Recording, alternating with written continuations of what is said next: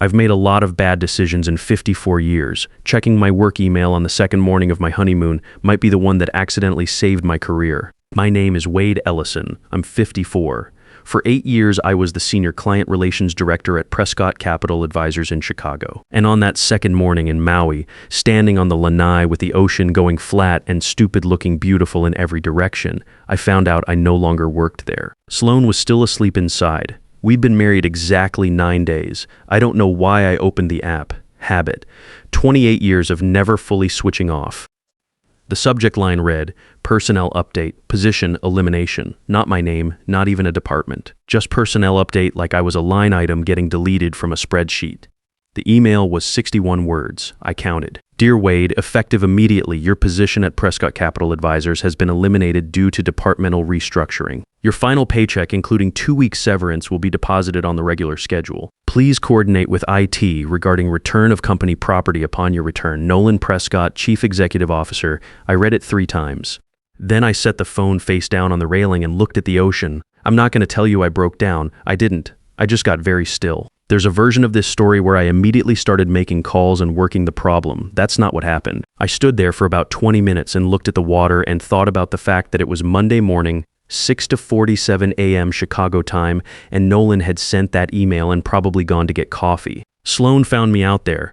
She took one look at my face and said, "What happened?" I handed her the phone. She read it, set it down on the railing. Didn't say anything for a moment then. After 8 years, that's all he gave you. I nodded. She put the phone back in my hand and said, "Don't call anyone yet.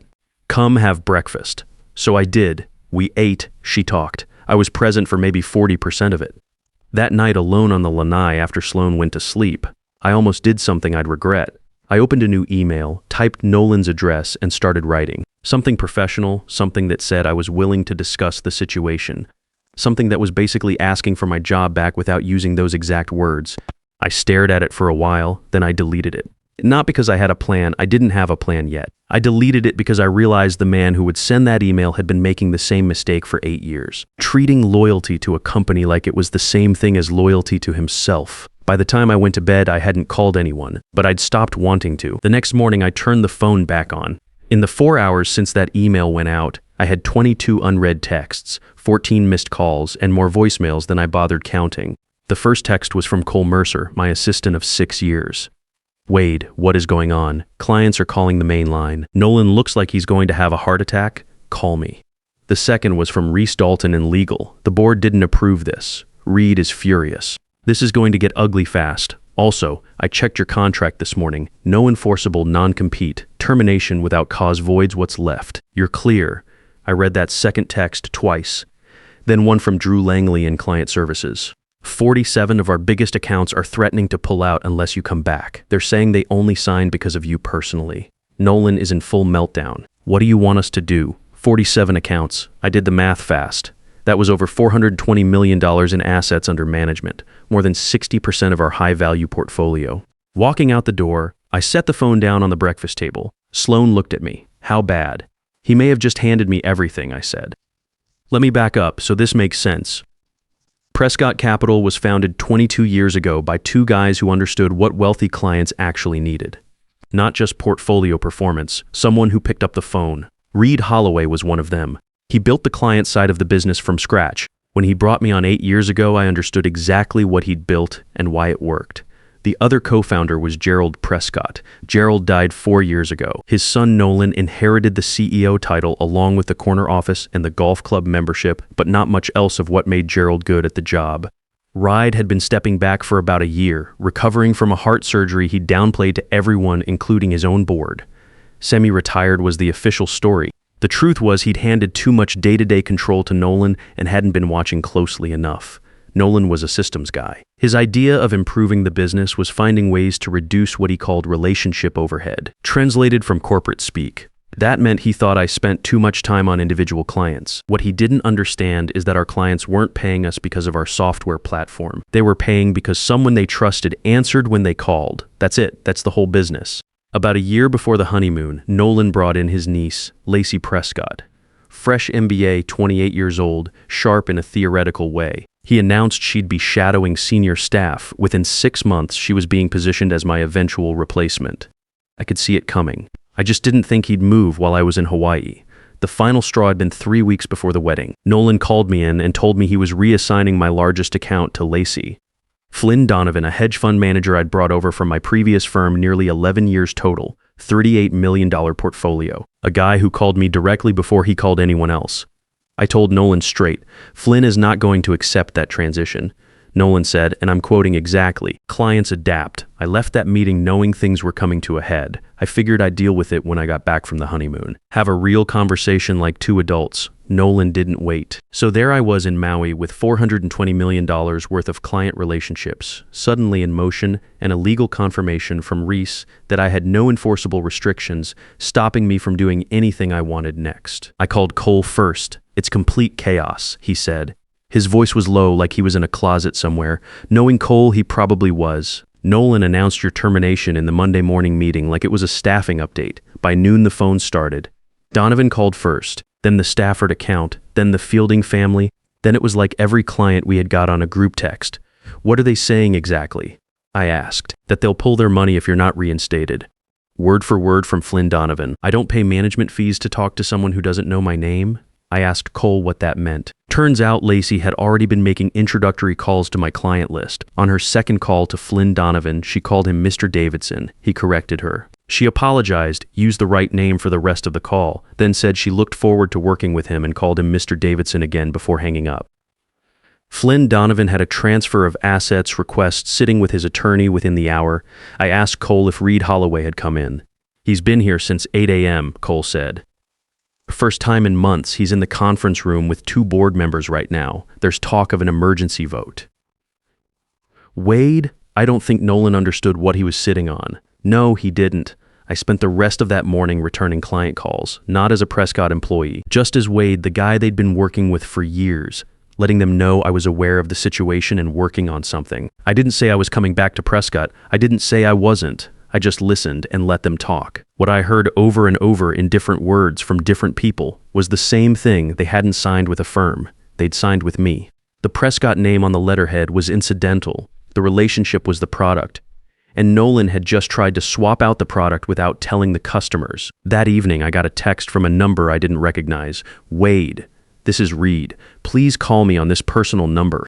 Tonight, if possible." Sloan read it over my shoulder. "You gonna call him?" The old version of me would have called back within 60 seconds. Would have been grateful just to be acknowledged. "Not yet," I said. She looked at me for a moment without saying anything. "What do you actually want here?" she asked. I looked out at the water. It was getting dark. A few lights from boats on the horizon. I want to stop asking that question and actually answer it. I said. Sloan was quiet. Then she said the thing she'd been holding back since breakfast the day before. "Wade, when are you going to stop building houses for other people?" I didn't answer that night, but that sentence didn't leave me either. We stayed up past midnight with a legal pad and most of a bottle of scotch. I ran numbers. She asked questions. Somewhere around 1 a.m., she looked across the table and said, "You've basically been running your own business inside their building for 8 years. You just weren't billing yourself for it." That was the moment everything shifted. Not a dramatic moment, not a speech. Just a number on a legal pad and the slow realization that the thing I'd been waiting to do someday had a start date now, whether I'd chosen it or not. I called Reed the next morning, Boston business hours. He picked up on the first ring. "Thank God," Reed said. "I've been trying to contain this since yesterday morning." "Walk me through what happened," I said. Nolan acted unilaterally. No board approval, no HR process, nothing. He sent that email and went to lunch. Reed's voice was tight. He told the board afterward that your compensation had become unsustainable and that Lacey could maintain your client book at 60% of the cost. I actually laughed. Couldn't help it. "How is that calculation working out so far?" A long pause. "Flynn Donovan's attorney called yesterday afternoon, $38 million initiating transfer. The Stafford account is on hold pending review. The Fielding family sent a formal letter this morning. We're looking at losing over $400 million in assets if this doesn't get resolved in the next few days. I appreciate you telling me, Reed," I said, "but I need you to understand something. Even if the board votes to reinstate me, I'm not sure I want to walk back into a company where the CEO can terminate me on my honeymoon with a 61-word form email and no cause, no call, nothing. Silence on the line. Long enough that I thought the connection had dropped. What would it take?" he finally asked. Smart man. Went straight to the question that mattered. "I'll tell you when I'm back in Chicago," I said.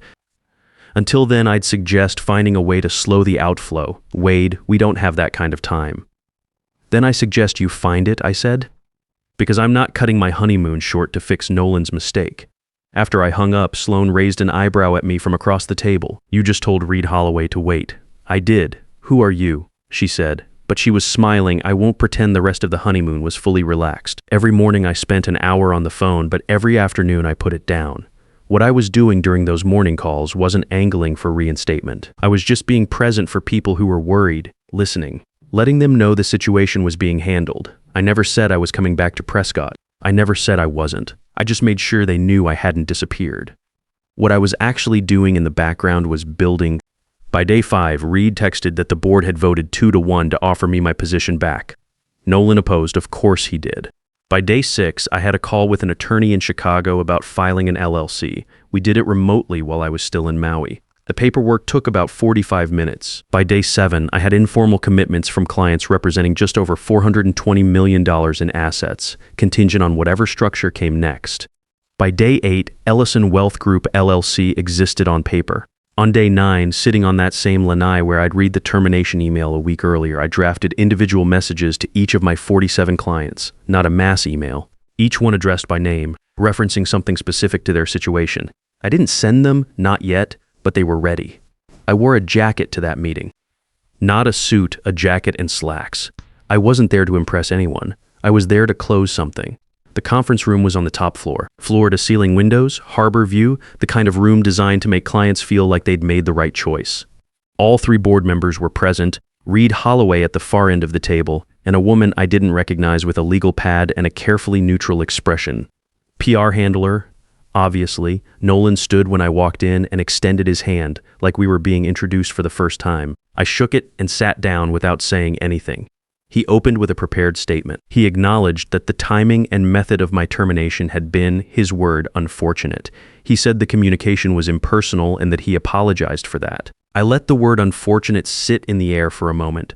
How are the client retention numbers looking this week, Nolan? I asked. Nobody answered. He pushed forward. New title. Executive Client Relations Director, direct board reporting, bypassing him entirely, 18% compensation increase, expanded equity package. The PR woman nodded at each point like she was grading a performance. I listened to the whole thing without interrupting. Then I reached into my bag, pulled out a folder, and slid copies across the table to each person in the room. The cover page read, Ellison Wealth Group LLC, Proposed Transition Partnership. Reed picked his up immediately and started reading. The PR woman stopped writing. One of the other board members leaned forward. Nolan stared at the cover page. You already filed. Last week, I said, remotely, while we were still in Maui. The room was quiet. You planned this from the beginning, he said. His voice had gone flat. No, I said, you planned this. I responded to it. I kept my tone even, no edge in it. I have commitments from clients representing $420 million in assets. Those relationships exist because of 8 years of work. They don't belong to a logo or a letterhead. Nolan, you tried to transfer something that was never transferable. Lacey called Flynn Donovan the wrong name twice in one phone call. That's not a transition problem. That's a fundamental misunderstanding of what this business actually is. Nolan's jaw tightened. The PR woman had completely stopped taking notes. Ride looked up from the document. Walk us through the structure. I did. Ellison Wealth Group operates as an independent firm.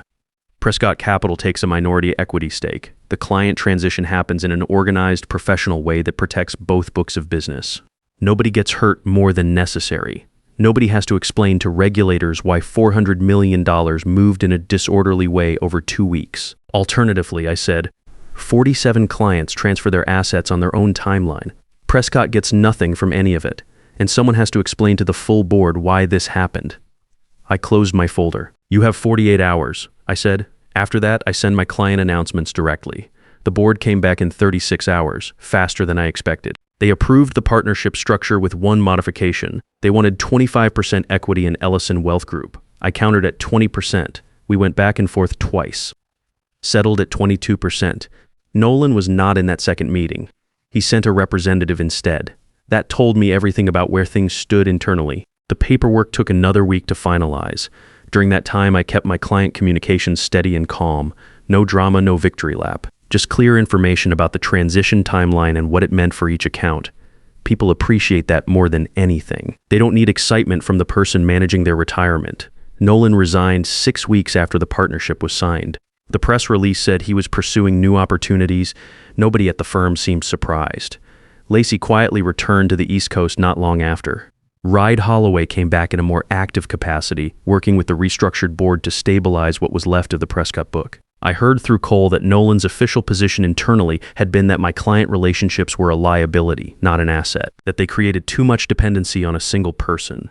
That standardizing the approach would make the firm more scalable. What he never accounted for was that the clients themselves had a vote. Moving into our own offices was a low-key day. Smaller space than Prescott, but same view of the harbor, which felt like the right kind of continuity. Cole was there from day one. Reese Dalton joined about 3 months later. Drew Langley came on board at the 6-month mark. Good people who understood what we were building and why. The first morning I walked in and saw the name on the door, I stopped for a second. Just stood there in the hallway. Ellison Wealth Group. My name, not a family name I'd inherited, not a brand someone else built, mine in the sense that matters. I had earned what that name represented, client by client, call by call, over the better part of 2 decades. Sloan had driven me in that morning. She walked up beside me, looked at the door and said nothing, just put her hand on my arm for a moment. That was enough. 18 months in, Ellison Wealth Group manages just over $480 million. The additional $60 million came from referrals, existing clients bringing in family members and business partners, which is how this business has always grown when you do it right. We have 47 core clients and a small number of newer relationships that came through word of mouth. I work the same hours I always did. The difference is that every late night and every early morning call now has a different weight to it. It's mine. Last month, Reed and I had lunch at a place near the water. He looked better than he had in a couple of years. Color back in his face, moving without the careful deliberateness of someone managing pain. He raised his glass and said, "I'm sorry it happened the way it did." I told him I wasn't, and I meant that. Not in a performative way, not as a line. I genuinely am not sorry, because here's the honest truth. I had been thinking about doing exactly this for years, building something of my own. I told myself I'd get around to it eventually. After 60, when things slowed down, when the timing was better, there was always a reason to wait, and I was always ready to accept it. Nolan Prescott thought he was removing a cost center. What he actually did was remove my last excuse. That's the part I couldn't have planned. You can want something for years and still find a reason not to move toward it. Sometimes the move happens because someone else forces the issue. Sometimes the door you needed to walk through only opens because someone shoved you from behind. I'm not saying go looking for the shove. I'm not saying betrayal is some kind of gift. What Nolan did was short-sighted, and it cost a lot of people a lot of unnecessary stress. I'm not grateful to him. I don't think about him much at all, which is probably the most honest version of how that ends. What I'm saying is this. If you have been sitting on something telling yourself you'll get to it when the timing is right, when the kids are through school, when you've got a little more saved, when things settle down at work, the timing is probably never going to feel right. That's not pessimism. That's just how it goes. You already know what you're capable of. You've been proving it for someone else for a long time.